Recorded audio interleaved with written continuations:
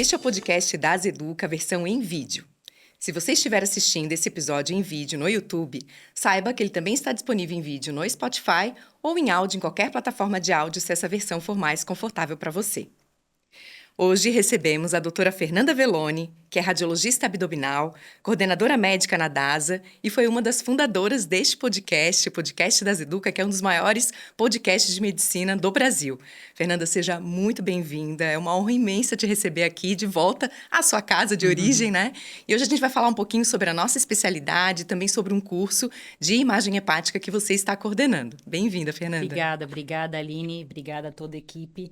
Para mim é uma honra, uma satisfação estar de volta, ainda que numa perspectiva diferente, ver aonde vocês chegaram, né? Esse projeto que começou e é tão querido, né? Tão importante para a DASA, todo mundo gosta tanto, e ver aonde vocês chegaram para mim é uma grande satisfação. Então, estar aqui, presenciar isso, falar de temas que eu amo, né? Radiologia, educação em radiologia, a imagem, né, abdominal, imagem hepática e promover um pouco desse curso que a gente está pensando aí com tanto carinho dentro da DASA é uma oportunidade imensa. Eu queria agradecer mais uma vez. E acho que a gente tem muitos interesses em comum aqui, radiologia, educação em radiologia, então acho que a nossa troca aqui vai ser bem interessante. Obrigada, Aline, mais uma vez pelo convite. Com certeza, Fê. Então vamos começar um pouquinho falando sobre radiologia, né? Então, considerando, Fernanda, toda a tua experiência dentro da área, queria que você falasse um pouquinho sobre como que você enxerga o panorama atual da radiologia no Brasil, quais são os principais gargalos estruturais, de gestão ou clínicos aqui dentro dessa nossa realidade. Legal, Aline. É interessante a gente começar assim de uma forma mais ampla. E, por favor, acho que me complemente, acho que a gente tem experiências muito semelhantes. Eu acho que, como toda especialidade, a gente tem, claro, prós e contras em tudo. Falando especificamente de desafios e gargalos, o que eu enxergo na minha prática e dos colegas, né, conversando com os demais, acho que talvez hoje a carga excessiva de trabalho, ah, de exames e de laudos, né, acho que chama bastante atenção. E isso tem consequências e tem algumas causas diferentes também, né? Eu acho que tem fatores diferentes que levam a isso, né? Acho que a radiologia vem assumindo cada vez mais um papel central, né, na jornada do paciente. Todo paciente, todo indivíduo acaba fazendo um exame de imagem em algum momento da sua vida, em diferentes cenários. A gente tem mais equipamentos, né? Os exames estão ficando até mais rápidos, até por consequência da inteligência artificial, a gente pode falar mais sobre isso, né? E, por outro lado, a gente tem um número insuficiente de profissionais para dar conta de tantos exames, né? Isso porque há alguns anos atrás, você sabe tão bem quanto eu, a gente sofreu aí, acho que uma ameaça de substituição pela tecnologia, pela inteligência artificial. Isso fez com que alguns médicos recém-formados tivessem menos interesse na nossa área. Então, hoje a gente tem um número enorme de exames, né, que precisam ser laudados, e profissionais em número insuficiente para isso, né?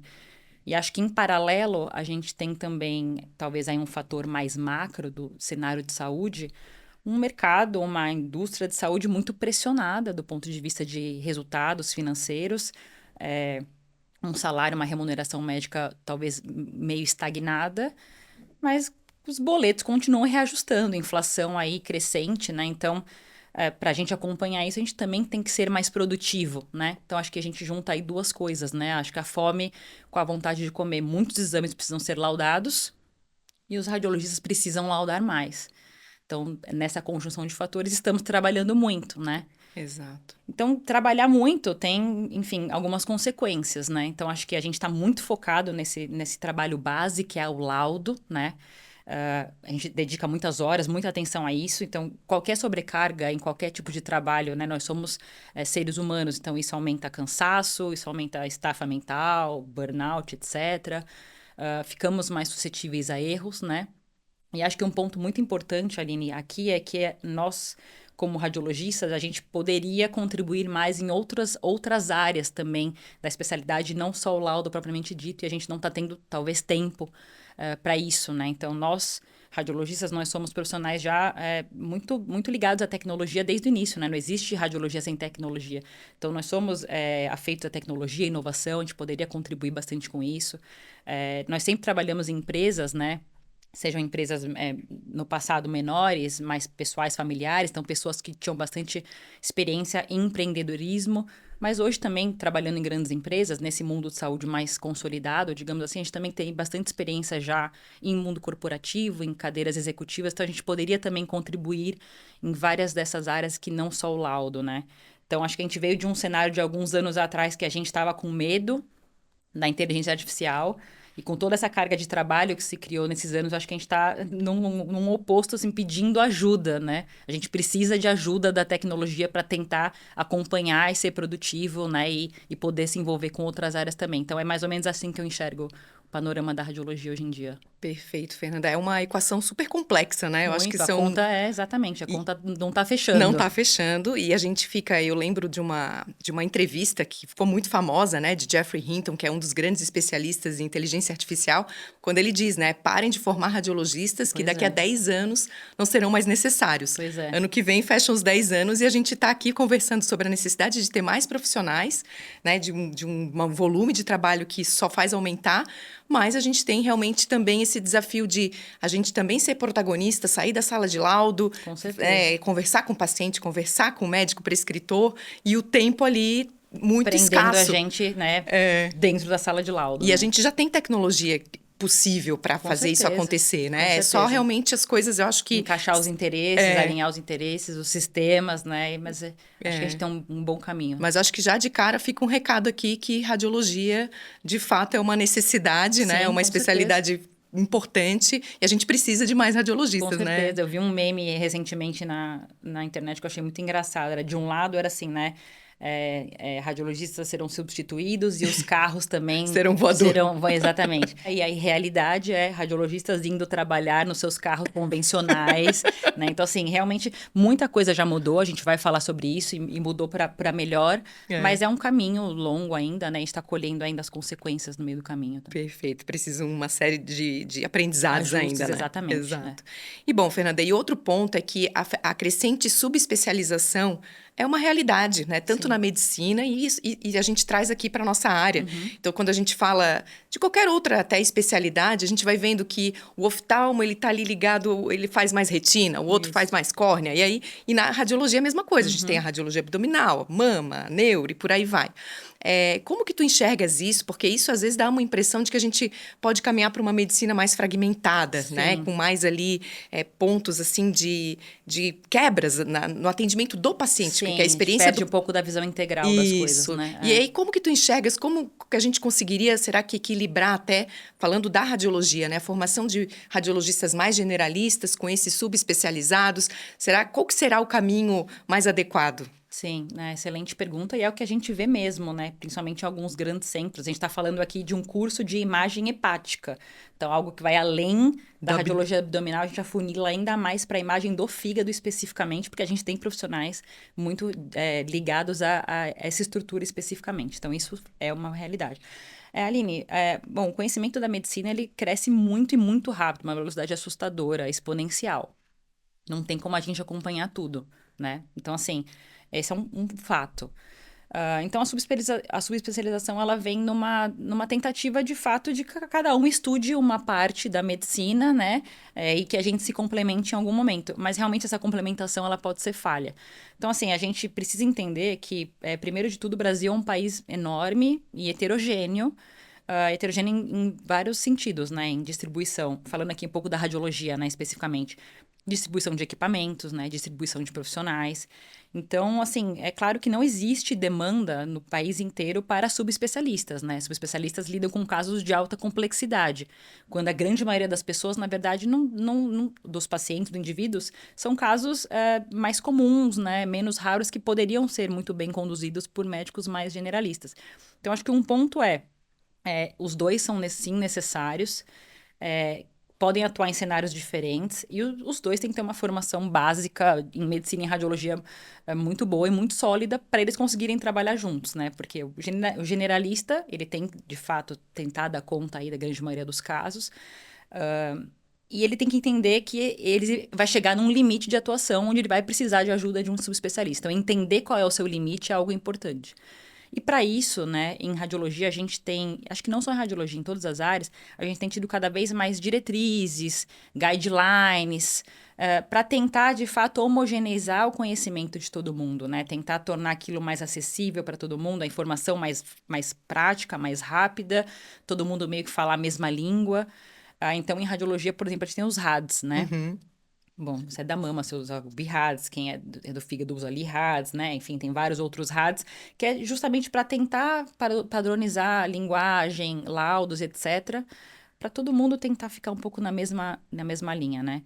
Mas é isso, assim, o subespecialista, ele só vai conseguir trabalhar com aquela subespecialidade, geralmente em grandes centros, grandes cidades, grandes centros de alta complexidade, porque é onde vai ter o volume dos casos, né? E os generalistas vão dar conta da grande maioria dos casos menos complexos, entendendo que vai chegar num limite que ele vai precisar da ajuda do especialista. Mas eu acho que independente disso, né, até a gente está falando aqui de nível técnico, né, de Sim. atuação. Independente disso, eu acho que é importante nós, radiologistas, entendermos que a gente talvez precisa ampliar um pouco o nosso conhecimento, né?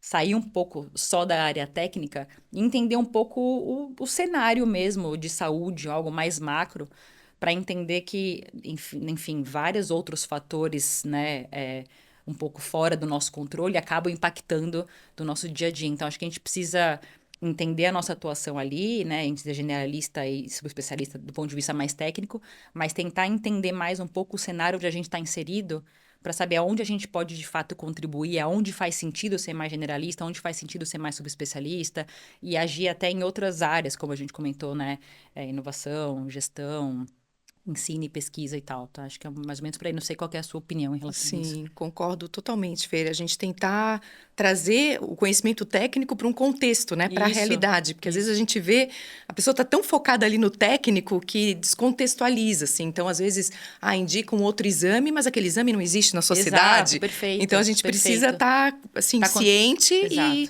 e agir em conjunto com o paciente, não simplesmente jogar ele para o mundo E e se ele que vira. se vire, né? Com certeza, é Mas exatamente isso, é Aline. por aí, né?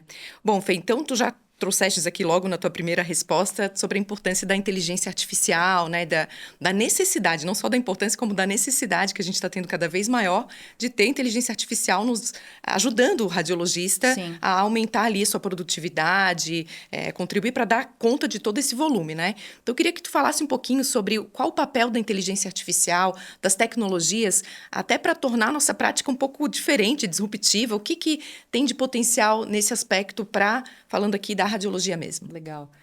Acho que um ponto legal para a gente trazer, né, que a gente fala muito em inteligência artificial em radiologia, a gente pensa logo na inteligência artificial fazendo o diagnóstico, né? É. Que foi talvez o que a ideia inicial, né, há uns anos atrás.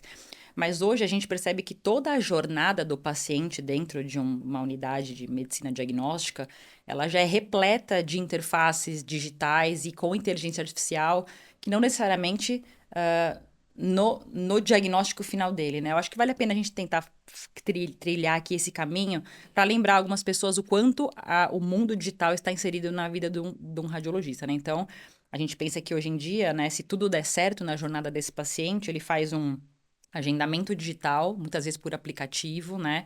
Ele confirma a presença dele por um check-in online. Quando ele chega a gente tem algoritmos de inteligência artificial para tentar predizer quem é o paciente que vai faltar e quem não vai, para a gente tentar criar, talvez, overbookings inteligentes, né? Então, atuando aí na eficiência do sistema. Quando ele chega para fazer o exame dele, muitas vezes o biomédico está à distância, em command center, né? Fazendo operando mais de um equipamento ao mesmo tempo. Durante a realização do exame, a gente já tem hoje algoritmos de inteligência artificial para tanto reduzir dose de tomografia, quanto para acelerar exames de ressonância, né? Que sempre foi um ponto fraco da ressonância, um exame longo e desconfortável, está tornando cada vez mais rápido, confortável e eficiente, né? Depois essas imagens vão para uma nuvem, que pode ser laudada por um médico que esteja presencial ou não, né? Então, tudo isso muito digital. E justamente na hora do laudo, né, a gente já tem um sistema de laudos digital, com auxílio de assistentes de laudo, reconhecimento de voz, reconstrução 3D, vídeo laudo, etc e tal. Então, é um caminho já que, se ele funcionar direitinho, praticamente não tem papel envolvido. É um caminho praticamente 100% digital. Claro, com as interações humanas dele ali na unidade. E o resultado também vai online. Exatamente, o acesso ao resultado vai online. É. Muitas vezes a gente consegue, inclusive, antecipar, avisar médico e paciente de achados críticos e tal. Então, já é um caminho muito online, né? Muito digital. Mas do ponto de vista, de fato, de acurácia diagnóstica, né, a gente ainda, a avaliação dos exames em si, eu acho que a gente evoluiu menos do que a gente imaginava. Embora a gente tenha, assim, algumas coisas na prática, né? Então, a gente já testou alguns algoritmos, por exemplo, de tudo que é muito mecânico, padronizado, manual, que a gente perdia tempo fazendo de uma forma manual, alguns algoritmos já conseguem fazer, por exemplo, calcular dimensões, volumes de órgãos de lesões, segmentar estruturas, que a gente antes tinha que ir lá e contornar uma por uma, hoje ele já consegue aprender a fazer sozinho, cálculos, né, de volumetria. A gente também teve experiência com detecção de tromboembolismo pulmonar, né, hemorragia intracraniana, mama, né, detecção de lesões suspeitas, antecipando a avaliação desses exames, né, na worklist do médico.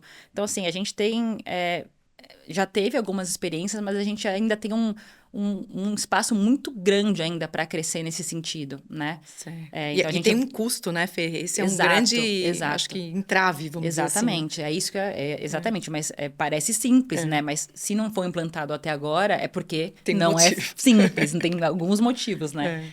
Acho que vários motivos, né? Que você colocou custo de desenvolvimento, implantação prática, até por questões, às vezes, de interoperabilidade de sistemas. O algoritmo é feito pela marca X, que não conversa com a marca Y e etc e tal. Regulamentação, né? Claro, né? A gente, em medicina, em saúde, a gente trabalha com o bem maior da pessoa, que é a vida dela, a saúde dela. Então, o nosso sarrafo de qualidade e segurança e tem que ser muito alto, né? Então, a parte de regulamentação é muito séria, né? Tem a parte cultural também, né? Um paciente, ele quer ter um médico envolvido, né? Em todo o processo, no diagnóstico e tal. E, claro, é o que você falou, a questão de custo e tal. Então, assim, tem vários obstáculos ainda, assim, a serem Ultrapassado. ultrapassados. E, de novo, né? A gente pode participar de muito disso, né?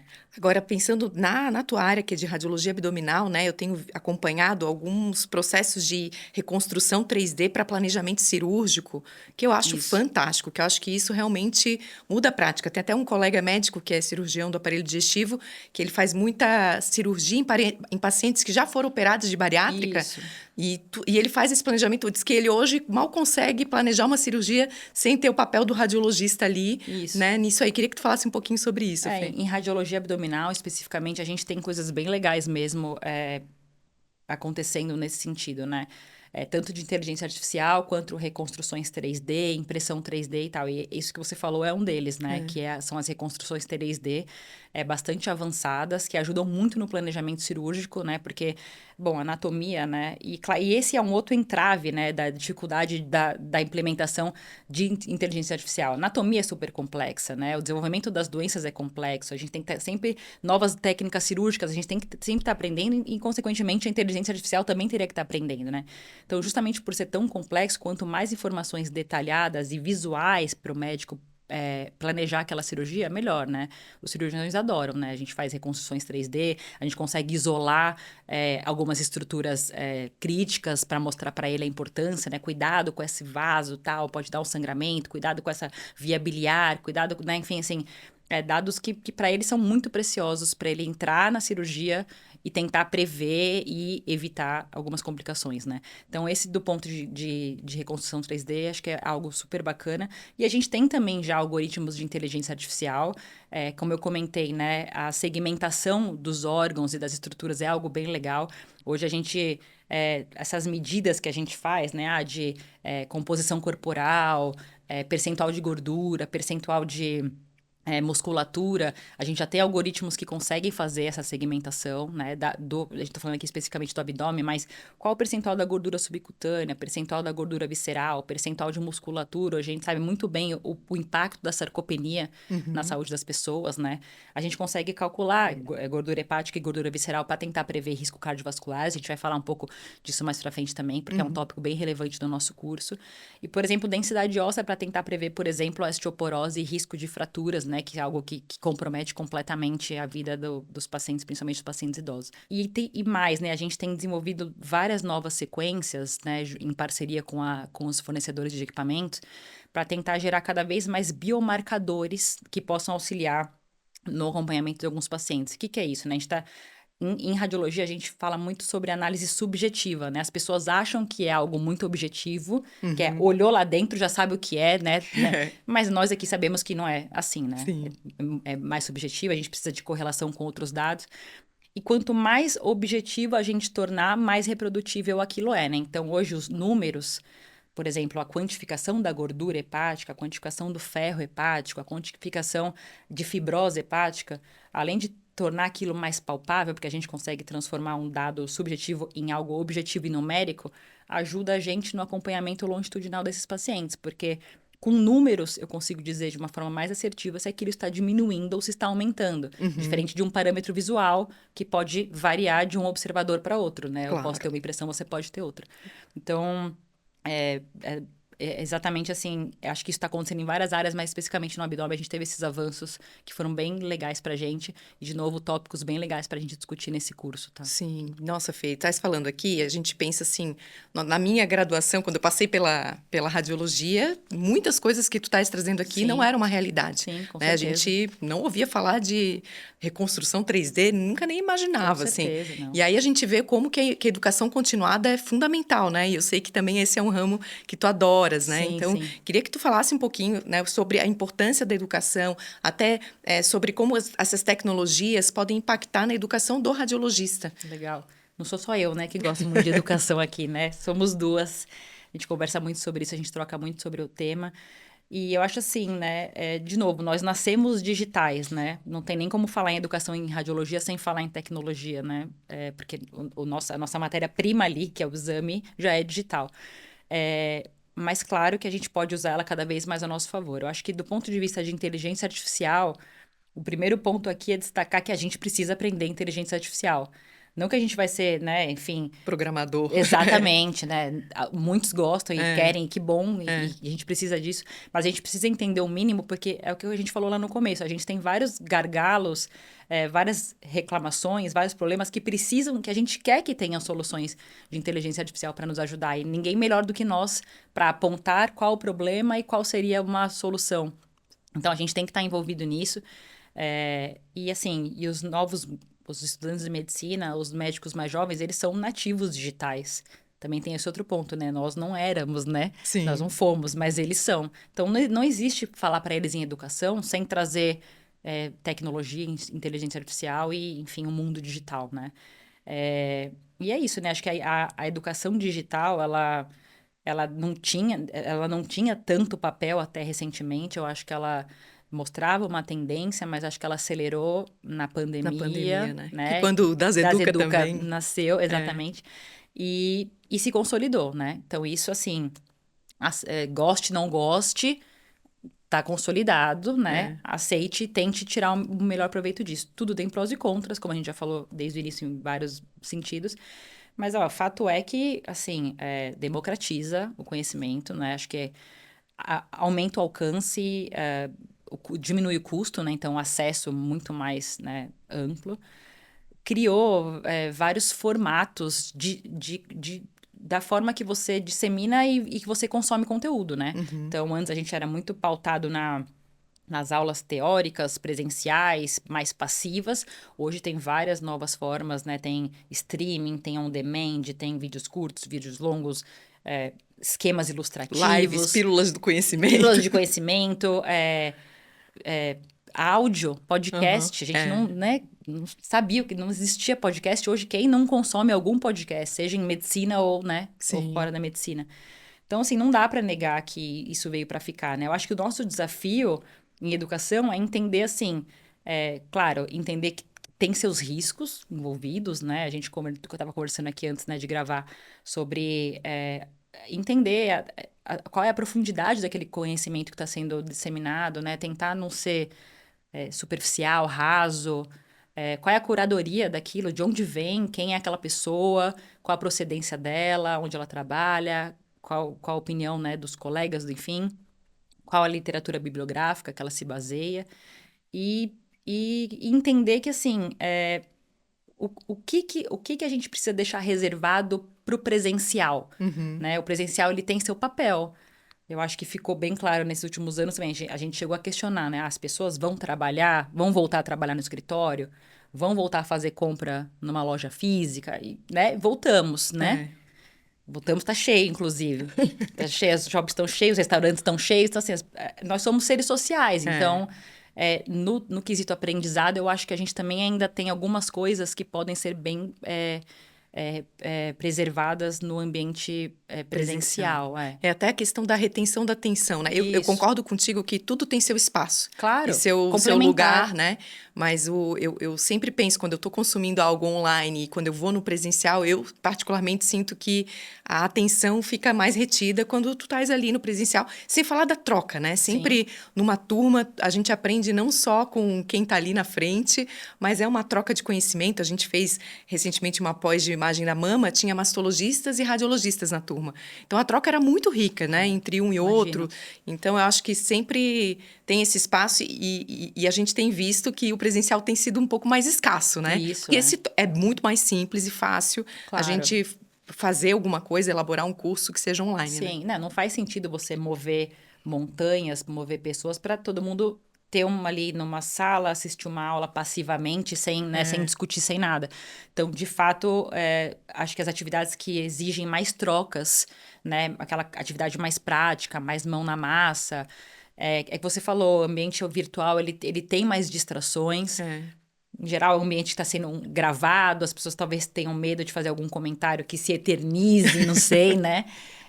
Mas fato é que, assim, eu já participei de muitas aulas que realmente teve menos troca, eu não sei exatamente quem estava do outro lado, né? Não sei quem estava assistindo, fecha ali, acabou, enfim. Então, eu acho que tem seu papel, mas esse ambiente mais intimista, essa troca, deixar fluir desse jeito, coisas práticas, troca de experiência, algumas coisas ainda o presencial tem muito valor.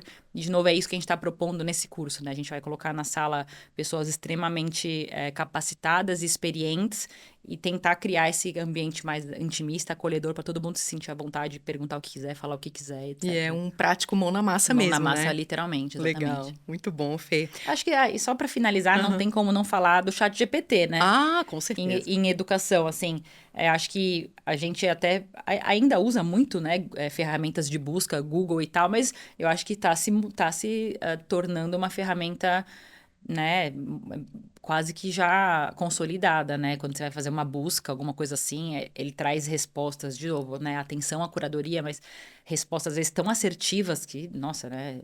Impressiona mesmo. Então, eu tenho certeza que isso ainda pode agregar muito no âmbito de educação também. Não só educação, ó, no nosso dia a dia mesmo, né? Até para quem está fazendo, né, conteúdo, eu acho que, claro, a gente tem que tomar sempre cuidado a curadoria, porque o chat GPT ele é bem convincente até na hora de mentir, né? Sim. Ele vai dar uma resposta verdadeira ou não. Então, eu digo que é sempre muito mais para a gente confirmar algo, né? E a gente ter o senso crítico, o conhecimento para poder identificar se alguma coisa ali não é verdadeira. Exato. Mas que ele ajuda muito, Ajuda muito. Semana passada mesmo, a gente estava num grande evento radiológico, né? E a gente estava discutindo um tema que é super da minha área, que, de novo, é imagem hepática. Estava discutindo com o meu outro colega, que foi o meu mentor nisso, que está comigo nesse curso também, Dr. Roberto Blasbalg. E a gente teve uma dúvida ali, teórica. E o documento que a gente deveria buscar, essa resposta, é um documento de 800 páginas. Uau. A gente estava no meio de um congresso, algo ali, né? Não tinha como a gente parar e fazer uma busca nesse documento. A gente fez essa pergunta ao chat GPT. Claro, né? E confirmando depois. Mas, assim, é impressionante, né? a rapidez que ele te dá uma resposta, a assertividade, etc e tal. Então, para esses momentos, assim, ele encaixa super bem, né? Super, excelente, Fê. Bom, a gente já falou aqui está falando sobre educação, né? E eu vou trazer uma nova pergunta que eu acho que super se conecta aqui, que é sobre a questão de carreira, desenvolvimento profissional, né? Então a gente vê os profissionais até que já estão consolidados no mercado, mas a gente tem uma tecnologia, a gente tem rede social, a gente tem uma série de coisas externas que impactam um pouco nesse nosso desenvolvimento, até na nossa permanência, né? Sim. E que estratégias tu enxergas que esses profissionais eles precisam adotar para se manterem relevantes até no mercado? Não, realmente, assim, né? Foi uma invasão de tecnologia. E eu acho que, mais até do que além da radiologia, né? Acho que a gente ouve isso em várias áreas e meio que já virou até um mantra, assim, quase que um clichê. Quanto mais tecnológico o mundo fica, mais a gente precisa de habilidades humanas, né? Parece contraditório, mas é o que a gente vem observando na prática e eu acho que faz sentido também aqui na radiologia, né? Claro que o nosso trabalho, como eu comentei, nosso fluxo de trabalho é muito digital, mas a gente precisa cada vez mais tentar, no meio desse desafio todo aí, né, desse equilíbrio de tempo e etc., estar cada vez mais inserido em equipes multidisciplinares. A gente precisa fazer parte dessa equipe. O paciente também é nosso. Isso é uma coisa que a gente tem dificuldade de... o radiologista tem paciente? Tem paciente. Eu acompanho ele a cada 2, 3 meses. Ele faz um exame comigo. Eu sei muito bem do quadro, o quadro clínico dele. Os achados deles, ele é meu paciente também. Então, a gente tem que ter essa postura mais ativa e de maior responsabilidade. E a gente precisa, dentro dessa equipe de multidisciplinar, entender que a gente precisa estudar muito além de radiologia, né? Porque anatomia radiológica, métodos de imagem, acho que é uma premissa para o radiologista.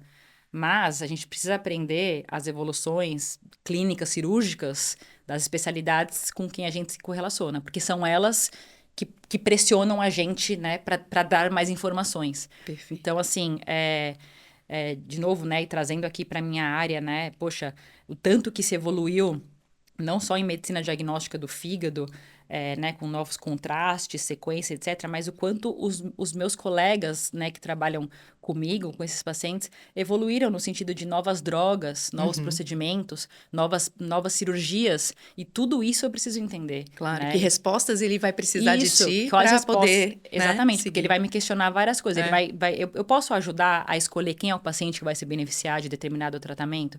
Eu posso ver resposta terapêutica, mas posso ver efeitos colaterais? Quais são os efeitos colaterais esperados? Quais as complicações daquela cirurgia? Né? Sim. Qual é a resposta esperada para aquele procedimento, por exemplo, intervencionista?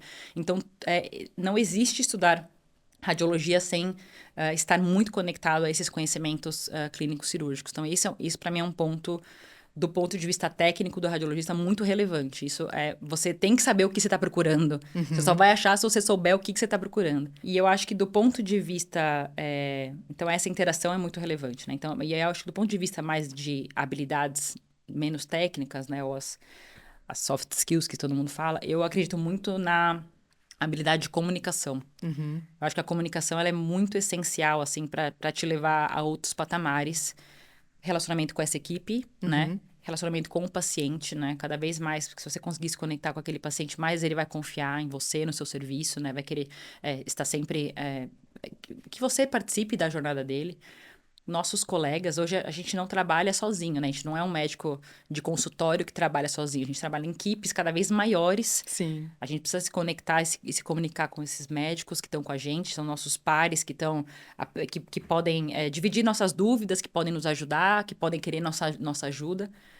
E como a gente trabalha em grandes corporações também, a gente precisa ter uma boa comunicação com lideranças, com parceiros, empresas parceiras, fornecedores e tal. E aquilo que a gente estava comentando também, quem quiser, inclusive, ser influenciador, né? O que parece estranho para um radiologista ser uma pessoa comunicativa, isso a gente está vendo que está mudando, né? Se falasse para nós, há 20 anos atrás, não sei, 20 anos, não sei se... Mas, enfim... Por aí. Por aí, vocês estão fazendo residência de radiologia e daqui, não sei quantos anos, vocês vão estar gravando um podcast. E aparecer uma coisa... Primeiro, o que é podcast? E como assim vão ficar falando? Exatamente. Parece algo inacreditável, né? Com certeza. E, enfim, estamos aqui. Então, eu acho que a comunicação é uma habilidade fundamental, bem né? fundamental. Concordo 100% contigo, Fê. Eu acho que realmente leva... Eu percebo que você eu invisto nisso. investe e com resultados incríveis. É uma coisa que eu acho que é fundamental e eu achei também muito importante uma coisa que tu falaste, que é a questão da gente se colocar, da gente aparecer, da gente sair dessa nossa zona de conforto, né? Porque o radiologista, eu enxergo que, claro, não vamos generalizar, mas de maneira geral é um médico que ele gosta da caverninha dele, ele gosta ali do seu cantinho escuro. Sim, sim, sim. E aí ele está sendo cada vez mais pressionado a se colocar, a se posicionar, a se manifestar. E hoje, com realmente as redes sociais, é fundamental que a gente chegue lá, que a gente ocupe esse espaço, porque senão ele vai ficar um gap que vai ser ocupado por sei lá quem, né? Exatamente, então, tem isso, né? Acaba alguém vai que ocupar. não é mais uma opção, assim. Eu acho que se torna é um compromisso. Hoje eu vejo como um compromisso e uma responsabilidade. Mais até do que sob o olhar de colher frutos, de assim, pessoais, né? Eu acho que é uma responsabilidade com a sociedade, né? E a educação, ela acaba levando isso muito adiante, né? É com muito certeza. bacana. É isso, né? Professores são comunicadores. E nós sempre fomos professores em grandes eventos, nas universidades, etc. E tal. É uma muito maneira, parecido, né? De levar adiante, com certeza. E Fê, e quais são os nichos aqui dentro da radiologia que tu identificas como tendo um potencial para que radiologistas com expertises diferenciadas eles possam se colocar? Eu acho que é um pouco que a gente vem falando, né? Por incrível que pareça, as pessoas acham que o radiologista só é muito técnico, só lauda e etc e tal, mas por todo esse contexto histórico que eu comentei, a gente foi criando, assim, experiência em várias outras áreas, né? Então, muitos radiologistas são pessoas muito tecnológicas, né? Que poderiam muito se envolver no desenvolvimento de soluções. Não só inteligência artificial, mas outras plataformas, novas sequências, enfim, equipamentos e tal. E também acho que o fato de a gente já também sempre trabalhar num ambiente empresarial, né? Diferente, por exemplo, dos médicos de consultório, a gente também sempre se envolveu um pouco mais com o negócio. E, assim, eu não tô generalizando. Eu sei que tem radiologistas que nunca fizeram isso, mas a gente tem esse contato, né? Esse ponto de contato com esse assunto. Então, participar do negócio em si, eu acho que é importante.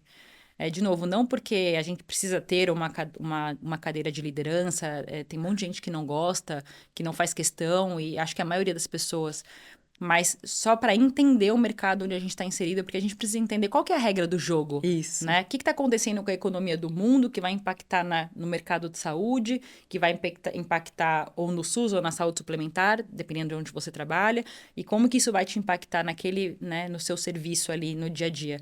Então, eu acho que estar inserido é fundamental e as empresas hoje oferecem esses caminhos para os médicos, né? Precisa de gente, tá precisando de gente. E a gente sair dessa...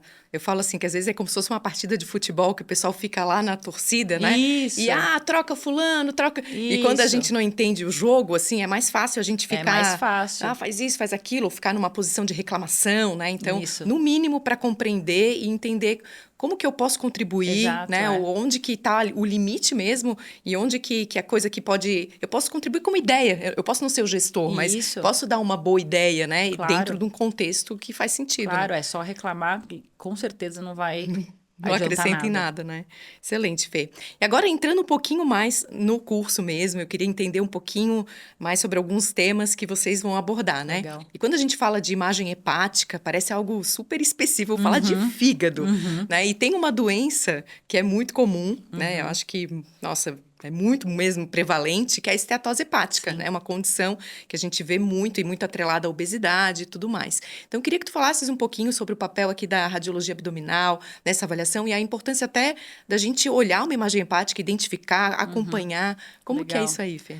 Não, legal. Realmente parece algo muito específico, né? Mas, dada a relevância do órgão, da estrutura dentro do abdômen, do organismo, a gente tem que entender que o fígado, de fato, tem um papel muito importante e ele pode ser realmente potencialmente acometido por muitas condições. E isso faz com que um grupo muito grande de pessoas, diferentes gêneros, faixa etária, enfim, independente de qualquer coisa, muitas pessoas podem apresentar, de alguma forma, algum cometimento hepático. E aqui eu vou dar alguns exemplos para você entender, né? Então, a gente pode ter, por exemplo, lesões benignas, completamente benignas e que podem ser diagnosticadas incidentalmente, né? Hoje a gente sabe que podemos discutir se é certo ou errado, enfim, mas as pessoas fazem exames de rotina. E nesses exames de rotina a gente tem alguns achados incidentais. E esses achados incidentais acabam evoluindo para uma investigação mais profunda e acabam chegando para a gente, por exemplo, da tomografia e ressonância, proveniente de um ultrassom de rotina. Então, muitas lesões benignas são frequentes, elas são muito frequentes e acabam vindo para nós. Elas podem não causar morbidade para o paciente, mas elas podem gerar dúvidas diagnósticas. E essas, eventualmente, algum erro de interpretação pode levar a um exame desnecessário, um procedimento desnecessário e tal. Então, aqui já temos um grupo muito grande de pacientes a ser estudados, né? Além disso, a gente tem hoje 2 grupos enormes de pacientes que podem ter acometimento do fígado, que são doenças muito prevalentes. Uma é que você comentou, a doença metabólica e obesidade, e o outro é um paciente oncológico. Se a gente for colocar esses 2 pacientes, eles compõem um grupo, né, de doenças muito prevalentes hoje em dia e crescentes, de prevalência crescente. O paciente com doença metabólica, ele pode ter o acometimento do fígado através da esteatose, que é isso que você comentou.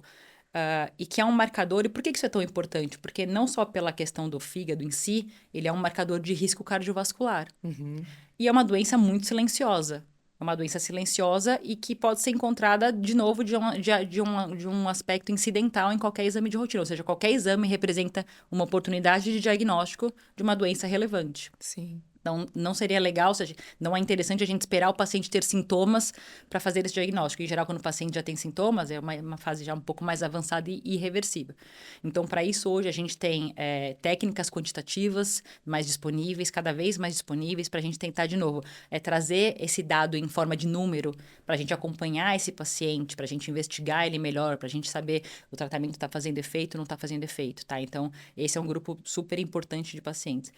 O outro grupo que é super prevalente é o paciente oncológico. Então, o paciente oncológico, todo mundo sabe que o fígado é um sítio comum de acometimento por neoplasias. Tanto primárias, mas mais frequentemente ainda secundárias. Então, tumores de outros órgãos costumam se disseminar para o fígado. Sim. Então, dentro desse cenário, hoje a gente tem várias outras novas opções diagnósticas e terapêuticas que a gente precisa se atualizar. Que eu comentei lá no início. A gente precisa entender como os clínicos e os cirurgiões estão lidando com aquele paciente para a gente tentar contribuir cada vez mais aqui do nosso ponto de vista de imagem. E essas 2 áreas, além de muito prevalentes, né, do caso a obesidade, a síndrome metabólica e a oncologia, foram áreas que evoluíram muito, né, em tratamento nos últimos anos. Tanto pela relevância do tema, que são muito prevalentes, então a gente precisa atacá-las de alguma forma, quanto por questões até de indústria farmacêutica, né? Pelo desenvolvimento de novas drogas e tal. Então, a gente precisa acompanhar isso, tá? E, por fim, claro, a gente tem aqueles pacientes que já são cirróticos, que já têm uma hepatopatia estabelecida, que talvez não seja mais reversível, mas que também aí tem uma vasta gama de oportunidades para a gente como radiologistas, seja para ver as complicações da cirrose, para fazer o rastreamento de carcinoma hepatocelular, para planejar um transplante, para avaliar ele no pós-transplante. Então, assim, perceba que a gente tem, como radiologistas abdominais, um papel super importante em cada etapa da jornada desses pacientes. Desde as lesões benignas, incidentais, até os pacientes já, enfim, cirróticos em planejamento de transplante, né? Então, é isso que a gente quer trazer no nosso curso, né? Mostrar novas técnicas, né? Como a gente usa, quais os pitfalls, né? Como usar de fato na prática, trazer esse conhecimento clínico cirúrgico, né? Que a gente vem aprendendo com os nossos colegas e, de novo, como colocar isso na prática e mostrar que a nossa relevância é realmente enorme, né? Na jornada desses pacientes. Hoje não tem um paciente, nesse cenário que eu falei, que não faça um exame de imagem, muito pelo contrário, né? Ele faz com uma certa frequência. É aí que o radiologista tem o seu paciente, exatamente, né? Como tu esses falou. são os nossos pacientes, exatamente isso. Perfeito, Fernanda. E tem agora, a gente fala muito de doença metabólica, é uma questão prevalente mesmo, e novas drogas têm surgido de uma maneira e trazendo resultados muito surpreendentes, Exatamente. né? E que impactam, eu imagino, aqui nos achados Sim, de imagem, sim. né?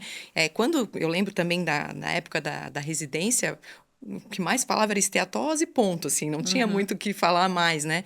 Aí eu queria que tu explorasse um pouquinho mais essa questão da doença metabólica mesmo, Legal. dessas novas drogas que estão surgindo, como que isso já está mudando a prática de vocês, radiologistas abdominais, ou ainda é algo que vocês estão observando de longe? Como é que é? Legal, não, mudou muito e eu acho que isso que você trouxe é muito legal. A gente precisa de fato mudar essa mentalidade, né? A gente trabalhava com, o exame tá quase normal, só tem uma esteatose. Isso. Só tem uma esteatose, né? Isso É. que essa mentalidade que tem que mudar. Esse não é só um achado irrelevante, isso é um achado super relevante. Sim. Porque é isso que eu comentei, tanto pela possibilidade de desenvolvimento de uma doença hepática mais avançada, mas porque ele é um marcador de risco cardiovascular dentro dessa grande síndrome que é a síndrome metabólica. Então, sim, mudou muito pra gente, né?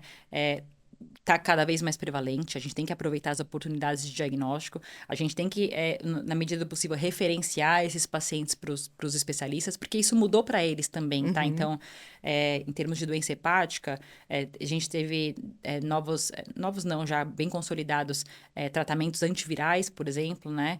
E a gente tem vacinas também para as hepatites, então as causas virais infecciosas das hepatopatias estão caindo em relevância. Em contrapartida, vem aumentando cada vez mais a esteatose como causa de hepatopatia crônica, por causa dessa epidemia, claro, de obesidade e síndrome metabólica, tá? Então, mudou o cenário do consultório deles também e mudou para a gente também. Hoje, a gente tem novas, como eu comentei, novas técnicas, tanto de inteligência artificial, para segmentar o volume do fígado, de gordura metabólica, gordura subcutânea, para tentar trazer, de fato, um perfil metabólico por imagem, né, que pode ser diagnosticado de uma forma incidental, mesmo que o paciente venha fazer, por exemplo, uma tomografia para cálculo renal. Ele não veio para isso, mas a gente tem uma oportunidade excelente de fornecer esses dados que podem ter tanta relevância para ele. Seja pela ressonância magnética, com o desenvolvimento de novas sequências avançadas, que trazem essa quantificação, né, da gordura, do fígado e da fibrose, para a gente tentar transformar esse parâmetro subjetivo em números e fazer um acompanhamento longitudinal desses pacientes, né?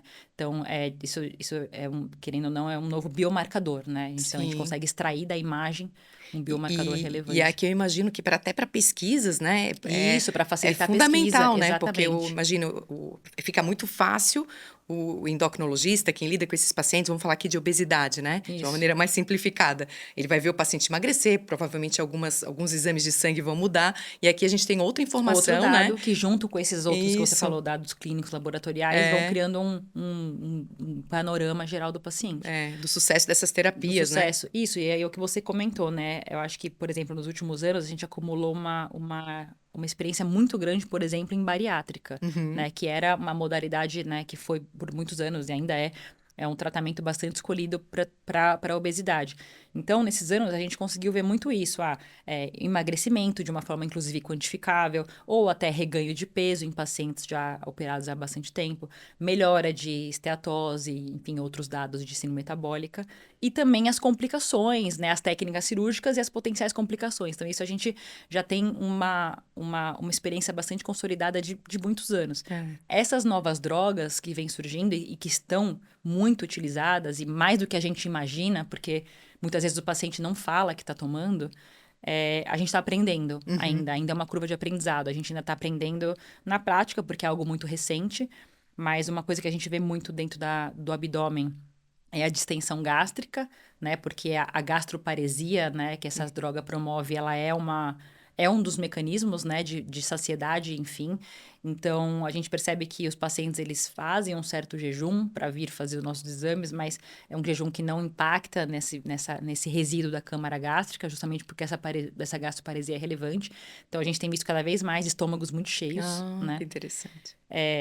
Enfim, e aí a ideia é a gente tentar acompanhar de fato, né, por exemplo, esses outros parâmetros também, mas aí, e também eventuais complicações, e a gente até comentou isso nessa última Jornada Paulista de Radiologia que a gente teve, a gente ainda está em processo de aprendizado com esses casos, tá? Então, acho que os próximos anos vão ser bem interessantes, porque a gente tem muita gente, muito paciente tomando. Muita gente usando, né? E aí a comunicação com o prescritor, é fundamental para que esse conhecimento realmente ganhe relevância, né? E melhores desfechos, né? Isso aí é o que eu comentei, assim, infelizmente os pacientes, eu não sei, existe talvez ainda algum tabu os pacientes não referem na história clínica, né, que estão utilizando, porque até pouco tempo atrás podia sem prescrição médica, né? Então, as pessoas ainda não se tornou algo tão aberto. Então, às vezes, quando a gente desconfia de alguma coisa, a gente tem que fazer uma comunicação mais ativa mesmo. Perfeito. Bom, Fer, e aqui só tentando trazer um pouquinho mais essa questão da comunicação com o médico, né? Com o nosso parceiro, que vocês chamam de, aqui em São Paulo, mais de O médico solicitante. solicitante, é isso aí. Como que se dá essa comunicação, até em relação a doenças mais críticas? Vocês fazem uma comunicação ativa? Como é que se dá isso? Sim. Bom, nós temos, né, acho que como orientação da profissão mesmo, mas também cada serviço tem as suas orientações relacionadas ao que a gente chama de achados críticos, né? Uhum, E aí, primeiro ponto é definir o que é um achado crítico, né? Qual que é aquele achado que precisa, de fato, de uma intervenção imediata. Então, aqui, cada especialidade, em conjunto, né, define aí uma lista de patologias, né, que são consideradas achados críticos, e diante desse diagnóstico, a gente tem a obrigação e a responsabilidade de fazer um contato médico, né? uhum, E também um ponto importantíssimo, já que a gente está falando aqui de questões legais também, de documentar uhum. que essa Esse contato foi comunicação foi feito. feita. Uhum. Então, idealmente, a gente tenta uma comunicação com o médico solicitante, né? Até antes mesmo de o laudo ser liberado, né? A gente identifica a alteração, faz esse contato, passa para ele esse resultado, e aí segue depois o fluxo normal de, enfim, aprovação de laudo, disponibilização em sistema, mas tentando fazer essa comunicação o mais precocemente possível. Perfeito. Bom, Fernanda, a gente está se encaminhando aqui para o final, e aí eu queria falar um pouquinho sobre futuro, assim. Que tendências que tu achas que os radiologistas precisam estar atentos no olhar para esse futuro? O que seria mais crítico sob Tá. esse ponto de vista? Eu acho que aqui é até um pouco mais um resumo de várias coisas que a gente já falou, né? Que a gente entende aqui em consenso que são importantes. Assumir esse papel mais ativo, um pouco mais de protagonismo, né? A gente tem que entender que embora os exames ainda sejam considerados uma medicina complementar, né? Na prática, ela vem assumindo cada vez mais um papel central, né? Hoje Uhum, em dia, é o que eu comentei, todo indivíduo faz um exame em algum momento, e é o que eu brinco, né, com os residentes e falo até para os colegas médicos, não existe tratamento sem diagnóstico, então a gente tem que entender o nosso papel central e fundamental aqui. E tentar cada vez mais se inserir em equipes multidisciplinares, né? E assumir esse paciente como o nosso também. E, claro, tentar se atualizar, né, naqueles quesitos que eu comentei, dessas questões de avanços clínicos e cirúrgicos. Acho que um ponto fundamental aqui é aceitar a tecnologia, o mundo digital e a inteligência artificial. Isso aí acho que é um ponto que tem que ser pacificado e ela tem que ser nossa aliada, né? Lutar contra isso é uma batalha vencida. uhum. E, de novo, se envolver no desenvolvimento. Assim, quem tem não é para todo mundo, claro, mas quem tem uma certa aptidão por isso, tentar se envolver e ajudar no desenvolvimento, porque, de novo, ninguém mais do que nós sabemos quais são os nossos gaps, os nossos gargalos e quais seriam as soluções necessárias para isso, né? Então, equipe multidisciplinar, tecnologia como aliada. E aí, de novo, assim, é uma medicina que está muito em transformação, o mercado de saúde está muito em transformação, está difícil de prever, né? O O que mundo que está vai difícil de acontecer? prever. Mas quanto mais inserido no mercado, no negócio, mais você pode contribuir, né? Você pode, de novo, sair da posição do torcedor e ir para o campo, né? E É. tentar contribuir de alguma forma e participar dessa transformação e tentar influenciar positivamente o mercado, a nossa profissão, né? Que é o que a gente tanto falou aqui nos últimos minutos. E claro, o nosso impacto no nosso paciente, que é o nosso objetivo principal, é o centro de tudo e é onde deve estar centralizado todos os nossos esforços. Então, acho que essas seriam as mensagens que eu deixaria. Tá ótimo, Fernanda. Então, eu queria que tu deixasse uma mensagem final. E aqui, se tu puder falar um pouquinho mais do teu curso, desse curso que estás coordenando, que eu acho que ele casa muito bem com tudo que a gente trouxe aqui, até aqui, né? A educação também como um pilar essencial para que a gente seja essa pessoa proativa, esse médico proativo que tu trouxestes muito bem. Legal, Aline. Então, mais uma vez, obrigada pelo convite, pela oportunidade. A nossa ideia com esse curso é inserir tudo isso que a gente comentou, tentar trazer um pouco de todas essas habilidades nesse curso, claro que um pouco mais focado, né, 100% focado na imagem do fígado. A ideia do nosso curso é que ele seja 100% presencial, por todas aquelas questões que a gente considera importantes, né, desse relacionamento próximo entre as pessoas, num ambiente bastante acolhedor, intimista, para que todo mundo se sinta bastante à vontade. A gente pretende fazer esse curso numa sala que é bastante interessante, tecnológica, que a gente tem numa das unidades da DAS. A gente sempre teve muita vontade de fazer um curso lá. Então, essa oportunidade de fato está chegando. A gente vai contar com profissionais muito especialistas no tema, com muita experiência, né? Porque acho que esse é um ponto, né? Em medicina, esse casamento entre conhecimento teórico, atualização teórica e experiência, né? Anos vividos, enfim, quilômetros percorridos, ela agrega muito, né? Então, a nossa ideia é trazer pessoas junto comigo, né? Dr. Roberto Blasbalg, Dr. Hilton Leão, Dr. Daniel Lahan, que compartilham comigo esse interesse por essa área de atuação. A gente vai fazer um curso 100% prático e baseado num arquivo de casos digital patológico que a gente tem.